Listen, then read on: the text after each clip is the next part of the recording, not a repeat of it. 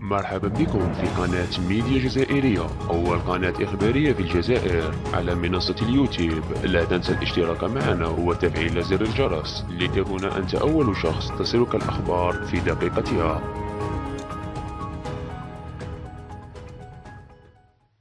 الوزير الأول عبد المجيد تبون يحرك المرميطة في 60 يوما.